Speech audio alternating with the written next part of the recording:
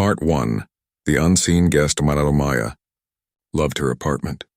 It was small but cozy, with just enough space for her books, plants and the faint hum of the city outside her window. It was her sanctuary until the night she found the note. It was a chilly evening, and as Maya returned from work, she noticed something unusual. A piece of paper was lying on her kitchen counter. She didn't remember leaving anything there before she left.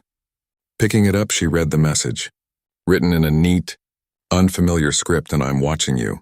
Don't leave. Her heart raced. Was this some kind of prank?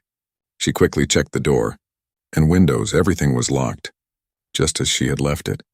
She lived alone, and no one had a spare key. Unease settled over her like a heavy blanket. She tried to shake it off, convincing herself that it was just someone's sick joke. But that night, as she tried to sleep, every creak of the floorboards, every rustle of the wind outside made her jump. The note remained on her bedside table, a silent reminder that someone had been in her apartment. The next day, Maya couldn't focus. She kept glancing over her shoulder, half expecting to see someone watching her. But the hours passed without incident. She began to think that maybe it had just been a one-time scare. That evening, however, as she walked through the door, she found another note, this time on her bed. I told you not to leave.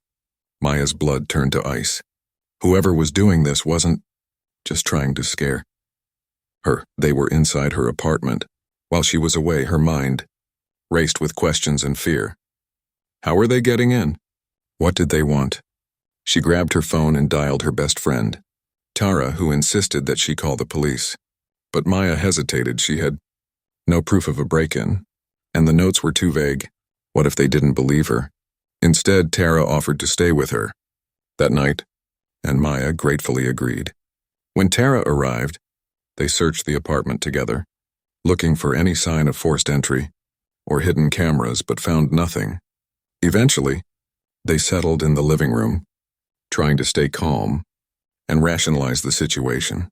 Maybe it really was just a cruel prank. But deep down, Maya knew that something was very wrong.